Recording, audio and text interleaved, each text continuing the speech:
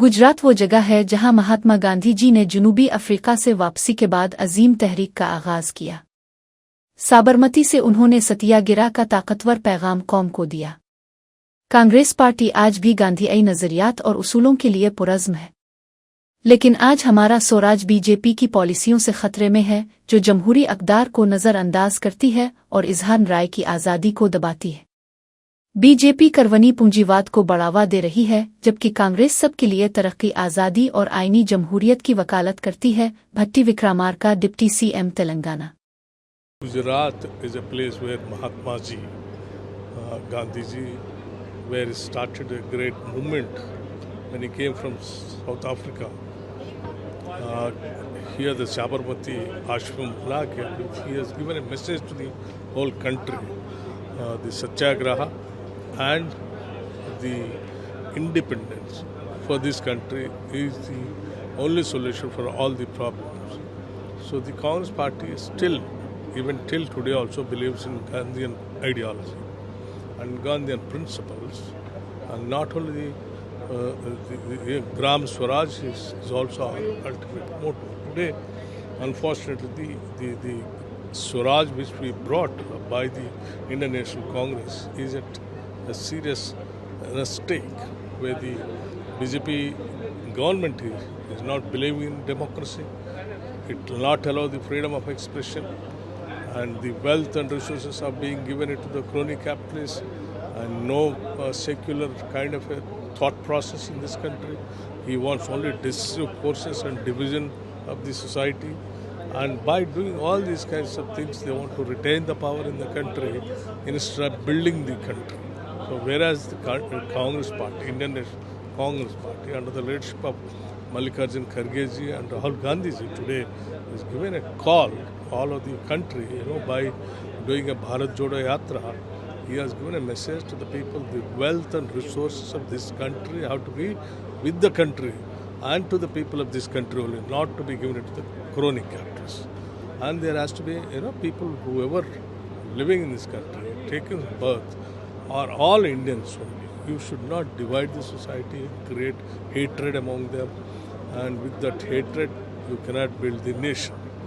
The Congress party believes in inclusive growth of everyone, all the sections, and the freedom of expression.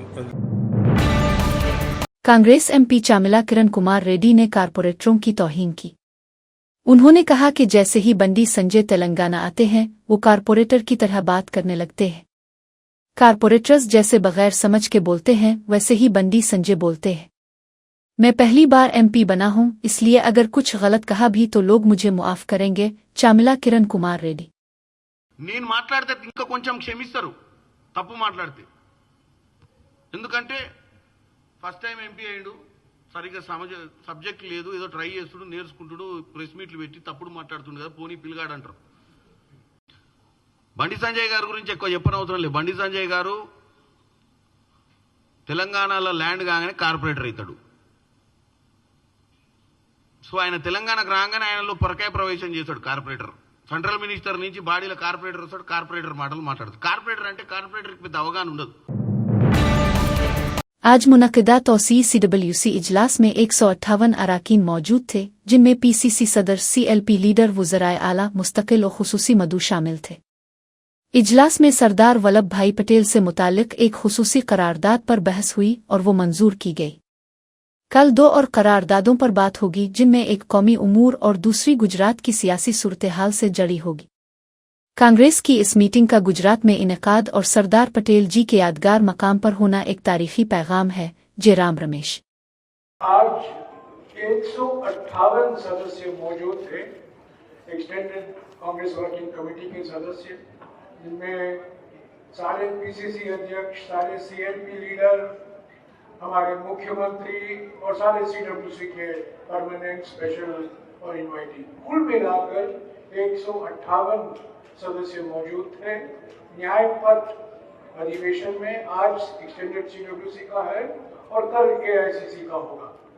जैसा कि अभी वेणुगोपाल जी ने आपको जानकारी दी है, आज एक विशेष प्रस्ताव सरदार वल्लभ भाई पटेल को लेकर उस पर चर्चा हुई और वो पारित हुआ और उसकी कॉपी अभी अभी आपको 1-2 मिनट में मिल जाएगा। इसके अलावा कल जो 2 प्रस्ताव पर चर्चा होने वाले हैं, एक राष्ट्रीय मुद्दों पर और दूसरा गुजरात को लेकर जो राजनीतिक स्थिति है उस विषय पर एक प्रस्ताव, दोनों प्रस्तावों पर यहाँ चर्चा हुई, वो पारित भी हुआ और कल उस पर विस्तार से एआईसीसी में बहस होगी और उसके बाद वो भी पारित होगा। इसके अलावा आज जो अभी वेणुगोपाल जी ने कहा, हमारे 140 साल के इतिहास में छठी बार हम गुजरात में मिल रहे हैं। भारतीय राष्ट्रीय कांग्रेस की बैठक छठी बार गुजरात में हो रहा है और तीसरी बार हम अहमदाबाद में मिल रहे हैं। आज की बैठक का विशेष महत्व ये है कि जब हम 150वीं जन्म जयंती मना रहे हैं सरदार वल्लभ भाई पटेल जी का, हमारा यहाँ सरदार वल्लभ भाई पटेल स्मारक में एक्सटेंडेड CCC मीटिंग का बैठक करवाना मैं समझता हूँ एक हमारा फर्ज बनता था और हमारा कर्तव्य था और एक देश के राजनीति के लिए भी हम संदेशा दे रहे थे। इस किताब को लेकर, भारत के संविधान को लेकर, जो हमारे संविधान के प्रस्तावना में पहली ही लाइन पर जो लिखा गया है, सामाजिक, आर्थिक और राजनीतिक न्याय, इसी को लेकर कांग्रेस अध्यक्ष जी, राहुल गांधी जी और सभी सदस्यों ने बात की और कल के प्रस्ताव में यह प्रतिबिंबित होगा कि क्या कांग्रेस पार्टी की क्या एजेंडा है सामाजिक न्याय को लेकर, राजनीतिक न्याय को लेकर और आर्थिक न्याय को लेकर। इस पर विस्तार से हमारे प्रस्ताव पे चर्चा होगी और कल इस पर एआईसीसी बैठक में भी लोग इस पर अपनी राय देंगे। तो आज मैं और ज्यादा कुछ नहीं कहूंगा, पर यही कहूंगा कि एक्सटेंडेड वर्किंग कमेटी और एआईसीसी का बैठक गुजरात में होना ही एक महत्वपूर्ण और प्रभावशाली संदेश है। लोग मुझे पूछते रहते हैं आप इसकी क्या विशेषता है? विशेषता मुद्दों पर भी है, पर विशेषता और भी है कि हम गुजरात में कर रहे हैं। वाईएस जगन मोहन रेड्डी ने पुलिस अफसरों को वार्निंग दी। उन्होंने कहा कि पुलिस वाले चंद्राबाबू के वॉचमैन की तरह बर्ताव कर रहे हैं। हमारी हुकूमत आने के बाद तुम्हारी नौकरियां छीन लेंगे, वर्दियां उतार कर मारेंगे। जगन मोहन रेड्डी। चंद्राबाबू की हुकूमत में आंध्र प्रदेश रियासत बिहार जैसी बन गई है। जगन मोहन रेड्डी। నేను అడుగుతా ఉన్న ఇదే రకమైన పాలనకు సంబంధించి నేను క్వశ్చన్స్ అడుగుతా ఉన్నా. చంద్రబాబు నాయుడు గారిని అడుగుతా ఉన్నా, పోలీసులను అడుగుతా ఉన్నా, అయ్యా మీరు చేసేది న్యాయంగా ఉందా, మీరు చేసేది ధర్మంగా ఉందా అని చెప్పి నేను అడుగుతా ఉన్నా. మీరు చేస్తా ఉన్న ఈ రాంగ్ ప్రెసిడెంట్ వల్ల రాష్ట్రం ఈరోజు బీహార్ కన్నా నాశనమైన పరిస్థితుల్లో ఈరోజు తయారవుతా ఉంది. రాష్ట్రం ప్రతి చర్య మనం చేసేది డెమోక్రసీలో సిగ్గుతో తలొంచుకునే కార్యక్రమానికి మీరంతా కూడా సిగ్గు లేకుండా చేస్తా ఉన్నారు. ఇదే లింగం పోలీసులు ఎవరైతే చంద్రబాబు నాయుడు గారిని మెప్పు కోసం, ఎవరైతే పోలీసులు చంద్రబాబు నాయుడు గారి మెప్పు కోసం ఎవరైతే వాళ్ళ టోపీ మీద ఉన్న సింహాలకు సెల్యూట్ చేయకుండా చంద్రబాబు నాయుడు గారికి వాచ్మెన్ల కింద పనిచేస్తా ఉన్న ఆ ప్రతి పోలీస్ అధికారికి చెప్తా ఉన్నా, ఎల్లకాలం చంద్రబాబు నాయుడు గారి పరిపాలన సాగదు. చంద్రబాబు నాయుడు గారి పరిపాలన త్వరలోనే వస్తుంది. ప్రతి పోలీస్ అధికారికి కూడా చెప్తా ఉన్నా, మీ బట్టలు తీస్తామని చెప్పి ప్రతి పోలీస్ అధికారికి చెప్తా ఉన్నా, మీ యూనిఫామ్ తీస్తాం, శబ్దం మిమ్మల్ని నిలబెడతాం, దోషులుగా మిమ్మల్ని నిలబెట్టి మీ యూనిఫామ్ తీయించి మీకు ఉద్యోగాలు లేకుండా చేస్తామని కూడా ఈ సందర్భంగా ఇప్పటికైనా చెప్తా ఉన్నా, ప్రతి పోలీస్ అధికారిలో కూడా మార్పు తెచ్చుకోండి. ఎల్లకాలం ఇదే పరిపాలన సాగదు. మీరు చేసిన ప్రతి పనికి కూడా వడ్డీతో సహా లెక్కేసి మీరు మిమ్మల్ని దోషులుగా నిలబెట్టి మిమ్మల్ని మీతో కక్కిచ్చే కార్యక్రమం ఖచ్చితంగా చేస్తామని చెప్పి కూడా ఈ సందర్భంగా ప్రతి పోలీసు అధికారికి కూడా చెప్తా ఉన్నాం. भोगापुरम एयरपोर्ट के तमीरी काम पिछली हुकूमतों की लापरवाही के बाईस सिर्फ 26% मुकम्मल हुए थे, अब वो 71% तक पहुंच चुके हैं। अर्थवर्क मुकम्मल हो चुका है। रनवे 97%, टैक्सी वे 92%, टर्मिनल बिल्डिंग 60%, ATC टावर 72% और दीगर इमारतें 40% मुकम्मल हो चुकी है। भोगापुरम एयरपोर्ट की तामीर से मुल्क की तरक्की की नई राहें खिलेंगी। ये एयरपोर्ट मुल्क के सबसे जदीद एयरपोर्ट्स में एक होगा। वजीर कुंजारपु राम मोहन नायडू అందరికీ కూడా దిశా నిర్దేశం చేయడం జరిగింది. ఆ స్ఫూర్తితో ఎప్పటికప్పుడు ఇక్కడికి రెగ్యులర్ ఇంటర్వెల్స్లో రివ్యూ చేసుకొని ఎయిర్పోర్ట్ తాలూకా కార్యక్రమాలు అతి త్వరగా పూర్తి చేయాలన్న ఆలోచనతో ఇక్కడ ఉన్నటువంటి కాంట్రాక్టర్సు అలాగే గవర్నమెంట్ సిబ్బంది అందరికీ కూడా ఒక కొలాబరేటివ్ ఎఫర్ట్గా ముందుకు నడిపించే కార్యక్రమం చేస్తున్నాం. అయితే ఎవ్రీ మంత్ కూడా రివ్యూ చేయాలన్న ఆలోచనతో ప్రభుత్వం వచ్చిన తర్వాత ఒక 5 నెలలు కూడా కంటిన్యూస్గా చేశాం. తర్వాత పార్లమెంట్ బడ్జెట్ సెషన్స్ రావడం, అలాగే మనకి మధ్యలో కోడ్ కూడా ఎమ్మెల్సీ ఎన్నికలు జరగడం వల్ల కోడ్ రావడం వల్ల ఒఫీషియల్గా ఇక్కడ రివ్యూ చేసుకోలేకపోయాం.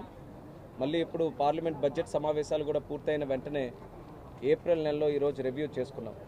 గతంలో చూసుకుంటే 10th నవంబర్ 2024లో లాస్ట్ విజిట్ చేసినప్పుడు అప్పుడు ఓవరాల్గా ఎయిర్పోర్ట్ తాలూకా ప్రోగ్రెస్ 49% జరిగింది. సుమారు హాఫ్ వేలో మనం రీచ్ అయిన తర్వాత ఈ 5 నెలల కాలంలో 71%కి ఈరోజు భోగాపురం ఎయిర్పోర్ట్ తాలూకా పనులు పూర్తి చేసుకునే దశలో ఉన్నాం.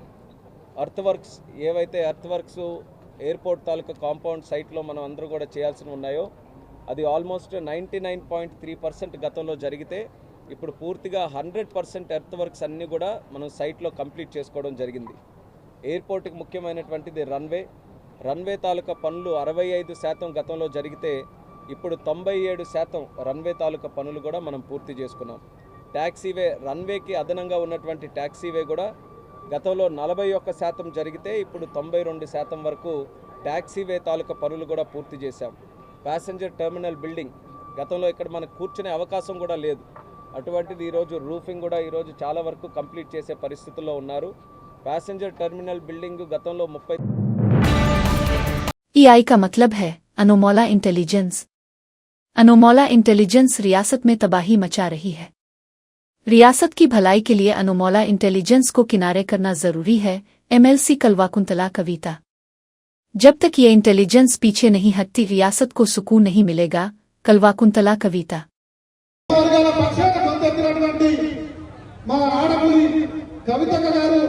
ఎప్పుడైతే నినాదాన్ని ఎత్తుకోవడం జరిగిందో ఒక విస్తృతమైన ప్రజాభిప్రాయానికి ప్రజావాదానికి బాటలు వేసినట్లయింది.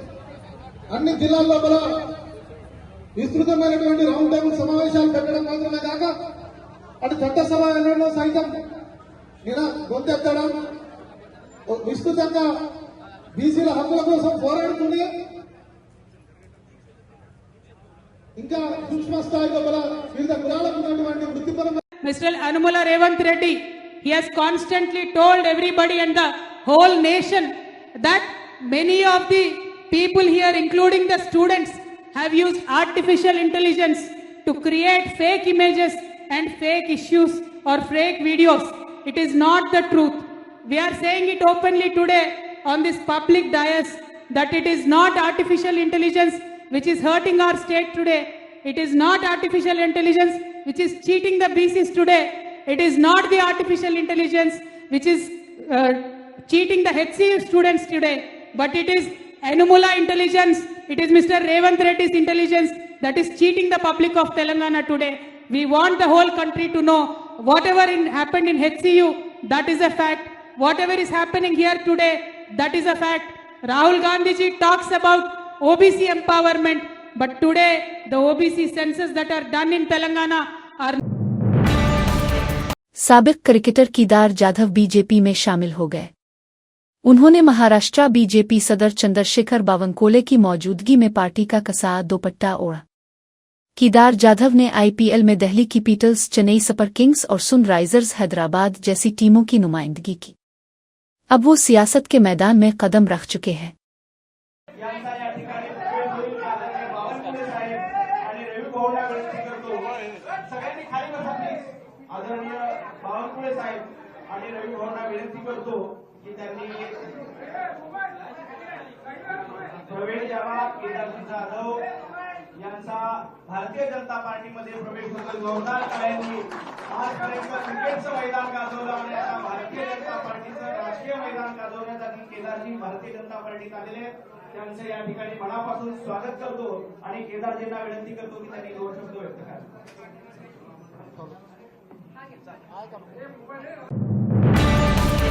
Hyderabad disaster response and assets protection agency के कमिश्नर ने अलवाल और माचा बोलेरम इलाकों का मुआयना किया, जहां कचरा फेंके जाने की शिकायत मौसूल हुई थी। कमिश्नर एवी रंगनाथ ने बताया कि मकामी रिहायशियों ने एक तामीराती कंपनी के खिलाफ इलाके में कचरा डालने की शिकायत दर्ज करवाई है। उन्होंने कहा कि मज़कूरा तामीराती कंपनी के पास तामीराती कचरे को फेंकने के लिए 2 एकड़ मखसूस जमीन मौजूद है। मजीद कार्रवाई के लिए मामले की जाँच जारी है। అల్వాల్ లిమిట్స్ లో ఉన్నటువంటి మచ్చబోలారం ఈ శ్మశాన వాటిక అంటే ఈ గ్రేవ్ యార్డ్ దగ్గరికి రావడం జరిగింది. ఇక్కడ గత కొన్ని రోజులుగా ఇక్కడ స్థానికులు ఇక్కడ చెత్తని డంప్ చేస్తారు. అంటే ఇది ఒక కలెక్షన్ యార్డ్ గా వాడుతూ ఇక్కడ సార్టింగ్ స్టేషన్ కూడా పెట్టి ఇక్కడ జరుగుతున్న దీన్ని వీళ్ళకి యాక్చువల్ గా అలాట్ చేసింది. అంటే ఇక్కడ చేస్తున్నటువంటి సంస్థ ఏదైతే ఉందో రామ్కీ అనే వారు వాళ్ళకి ఇది కాంట్రాక్ట్ ఇవ్వడం, వాళ్ళు 2 ఎకరాలకి అలాట్ చేస్తే వాళ్ళు ఇంకొంచెం ఎక్స్ట్రాగా ఇంకొక 3-4 ఎకరాలు ఆక్రమించి చేశారనేది ఇక్కడ స్థానికంగా కంప్లైంట్. అంటే వాళ్ళకి ఇచ్చిన దానికన్నా ఎక్కువగా ఉన్న ఏరియాలో తీసుకున్నారు. ప్లస్ చెత్త డంప్ చేయడం వల్ల ఇక్కడ వీళ్ళకి ఇక్కడ కొంత ఇబ్బందులు వస్తున్నాయి. ఉన్నట్టు చుట్టుపక్కల ఉన్న కాలనీస్ అనేది కూడా that was another complaint.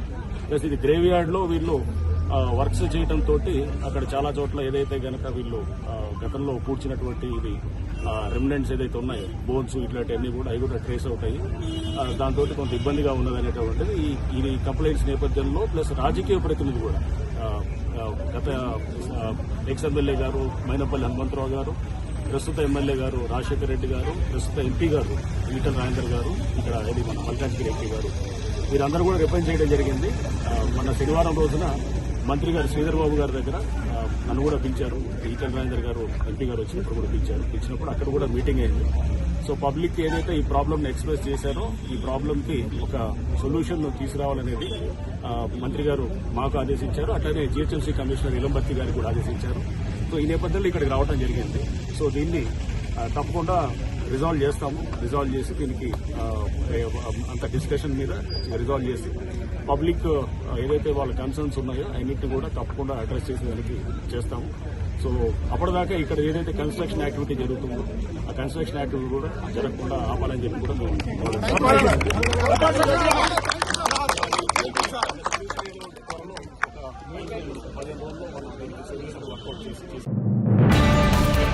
Maulana Azad national Urdu university मानो के सैकड़ों तलबा ने all India Muslim personal law board की अपील पर वक्फ तरमीमी एक्ट के खिलाफ एहतजाज किया। तलबा ने इस कानून को अमुस्लिम मुखालिफ और जानिबदाराना करार देते हुए इसे मुसलमानों के मजहबी और फलाही इदारों पर रियासती मुदाखलत करार दिया।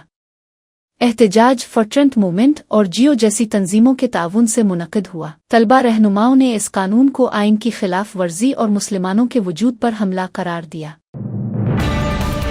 HCU में एक बार फिर तलबा ने एहतजाज किया। तलबा का कहना है कि रजिस्ट्रार की इजाज़त से ही पुलिस कैंपस में दाखिल हुई और लाठीचार्ज की जिम्मेदारी भी उन्हीं पर आयद होती है। यूनिवर्सिटी में तलबा पर हुई ज्यादती की मुकम्मल जिम्मेदारी रजिस्ट्रार को लेनी चाहिए। तलबा का मुतालबा तलबा पर दर्ज तमाम मुकदमात को फौरी तौर पर ख़त्म करने के लिए रजिस्ट्रार को इक़दामात करने चाहिए। HCU तलबा का मुतालबा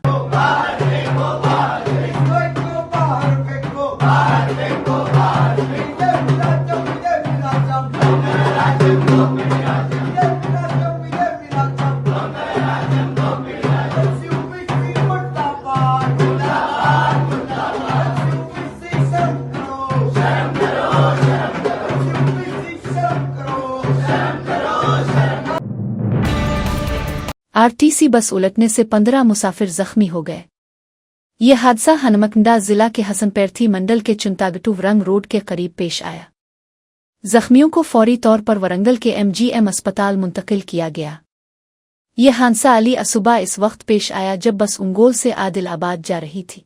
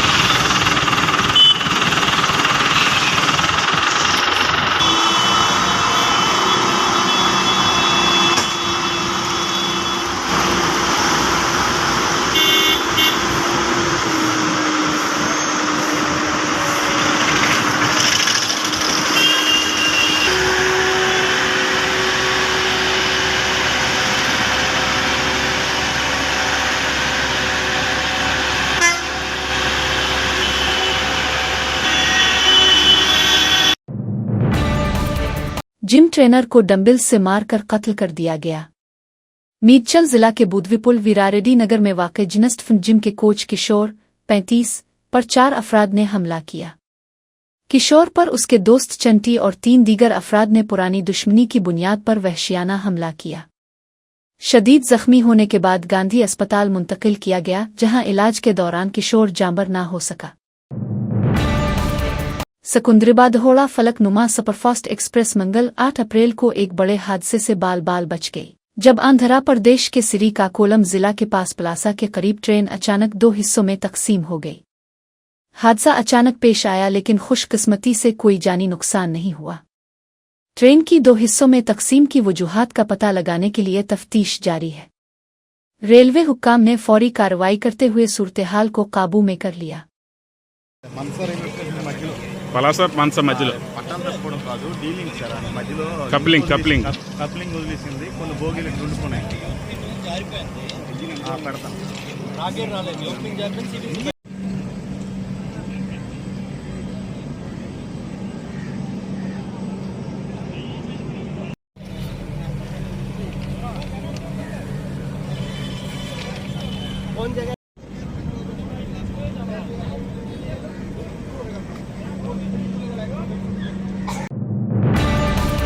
मियापुर मेट्रो स्टेशन पर लारी की टुक्कर, एक ट्रैफिक होमगार्ड जाँ बहक, 2 कांस्टेबल जख्मी। हैदराबाद में पीर की रात देर गए एक अलमनाक हादसा पेश आया, जहां मियापुर मेट्रो स्टेशन के करीब एक तेज रफ्तार लारी ने 3 ट्रैफिक पुलिस एहलकारों को कुचल दिया। इस हादसे में एक होमगार्ड जाँ बहक हो गया, जबकि 2 कांस्टेबल्स शदीद जख्मी हो गए। ये वाकया रात तकरीबन 11 बजे मेट्रो पिलर नंबर 600 के करीब पेश आया। मियापुर ट्रैफिक पुलिस स्टेशन से ताल्लुक रखने वाले होमगार्ड समयचिलम कांस्टेबल राजावर्धन और विजोंदर ड्यूटी पर मौजूद थे और नो एंट्री जोन को मुनज़्ज़म कर रहे थे। इसी दौरान भारतनगर में चावल के थैले उतार कर वापस मियापुर की समत आने वाली लारी बेकाबू हैकर ट्रैफिक बूथ से टकरा गई। जोरदार टुक्कर से ट्रैफिक बूथ मुनहदिम होकर पुलिस एहलकारों पर गिर पड़ा। होमगार्ड समयचिलम को शदीद सर पर चोट आई, जबकि कांस्टेबल राजावर्धन के बाजू और कंधे में फ्रैक्चर हुआ। कांस्टेबल विजोंदर को मामूली चोटें आईं। तीनों एहलकारों को फौरी तौर पर मादीन गोड़ा के एक निजी अस्पताल मुंतकिल किया गया, जहां दौरान इलाज समयचिलम दम तोड़ गए। पुलिस के मुताबिक लारी ड्राइवर की शनाख्त सदाशिव पेट के सरीनवास के तौर पर की गई है। हुक्काम ने बताया कि यह हादसा ड्राइवर की लापरवाही और तेज रफ्तारी के बाइस पेश आया। जाँ बहक होने वाले होमगार्ड समयचिलम का ताल्लुक जिला श्रीकाकुलम के मकाम अमदालवालासा से था। वाक़ये का मुकदमा दर्ज कर लिया गया है और मज़ीद तहक़ीक़ात जारी है। हैदराबाद के कुंडापुर में वाक़ शर्ते सिटी मॉल में सिक्योरिटी स्टाफ ने एक लड़की पर हमला किया। बाइक पार्किंग के मामले पर दोनों के दरमियान झगड़ा हुआ। सिक्योरिटी स्टाफ ने स्कूटी पर जा रही लड़की को पीर से मारा। वाक़ये की शिकायत गुची बावली पुलिस स्टेशन में दर्ज की गई। शिकायत करने वाले को ही पुलिस ने बेरहमी से पेट डाला। निजामाबाद जिला डिचपल्ली मंडल के उंदलवाई पुलिस स्टेशन में पुलिस की ज़्यादती का वाकया पेश आया। कमरे साइलो नामी शख्स ने 100 नंबर पर कॉल करके शिकायत की कि कुछ लोग उसकी पान शॉप के सामने शराब पी रहे हैं। शिकायत लेने के बजाय पुलिस ने इसे ही बेरहमी से मारा। मुतासिरा शख्स मुतालबा कर रहा है कि उन पुलिस वालों पर सख्त कार्रवाई की जाए। ఫోన్లు లాక్కొని పైకి తిరిగి కొట్టడం ఇదే మన పోలీస్ వ్యవస్థ ఉన్న పోలీస్ వ్యవస్థలో ఉన్న ఇది. మీరు హెడ్ కానిస్టేబుల్ సార్? పేరేంటి సార్? మీ పేరేంటి? మీ పేరేంటి సార్? మీ పేరేంటి? రండి. లేదు లేదు, మేము ఎప్పుడు కూడా ఇదే టోన్ లో మాట్లాడుతున్నాం. అవునండి, మీరు లోపలేసి ఎట్లా కొడతారు? మా వాళ్ళని కొడతారా? మీకు ఇష్టం, మీ ఇష్టం రాజ్యమా? మీకు గవర్నమెంట్ జాబులు ఇచ్చింది దీనికోసం కొట్టడానికేనా? వచ్చి మేము కంప్లైంట్ ఇస్తే రిటర్న్ మమ్మల్ని కొడతారా సార్? రండి సార్, ఇప్పుడు వచ్చి మేము కొడతామన్నారు కదా మమ్మల్ని, మా జాబ్ తీసేస్తున్నారు కదా. రండి సార్. ఎస్ఐ గారు మమ్మల్ని కొడతా అన్నారు కదా, రేపే మమ్మల్ని తీసేస్తామన్నారు కదా. రండి సార్, రండి సార్. ఇక వీడియో తీస్తురుగా మీ వాళ్ళు కూడా.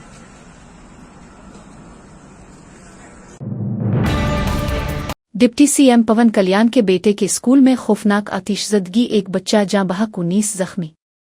सिंगापुर में आंध्र प्रदेश के डिप्टी चीफ मिनिस्टर पवन कल्याण के बेटे मार्क शंकर के स्कूल में पीर की सुबह शदीद आतिशज़दगी का वाकया पेश आया, जिसमें एक कमसिन तालिब इल्म जाँ बहक हो गया। मार्क समेत 19 अफराद जख्मी हो गए। वाकया के वक्त स्कूल की दूसरी और तीसरी मंजिल पर अचानक आग भड़क उठी, जिसने देखते ही देखते कई कमरों को लपेट में ले लिया। जख्मियों में 15 बच्चे शामिल हैं, जिन्हें फौरी तौर पर करीबी अस्पताल मुंतकिल किया गया। मार्क शंकर के हाथों और पैरों पर जख्म आए हैं, जबकि धुआं फेफड़ों में जाने के बाइस इसे सांस लेने में दुश्वारी हुई। डॉक्टरों ने इसकी हालत को तशवीशनाक बताया है, ताहम इलाज जारी है। फायर ब्रिगेड की टीमों ने फौरी तौर पर मौके पर पहुंचकर आग पर काबू पाया। वाकये की इत्तला मिलते ही वालिदैन और मकामी अफराद में तशवीश की लहर दौड़ गई। पुलिस और फायर ब्रिगेड हुक्काम ने आग लगने की वजूहात जानने के लिए तहकीकात का आगाज कर दिया है। पवन कल्याण जल्द ही सिंगापुर रवाना होंगे। मजीद तफसीलात का इंतजार है। जयपुर के नहरगढ़ इलाके में एक एसयूवी के बेकाबू होकर लोगों पर चढ़ जाने से कम अज कम 3 अफराद जाँ बहक और मुतअद्दिद जख्मी हो गए। यह दिल दहला देने वाला वाकया सीसीटीवी कैमरों में कैद हो गया। रिपोर्ट्स के मुताबिक यही गाड़ी इससे पहले MI रोड पर कई गाड़ियों से टकरा चुकी थी। पुलिस को गाड़ी की लापरवाह ड्राइविंग की इत्तला मिली थी और मामले की तफ्तीश जारी है।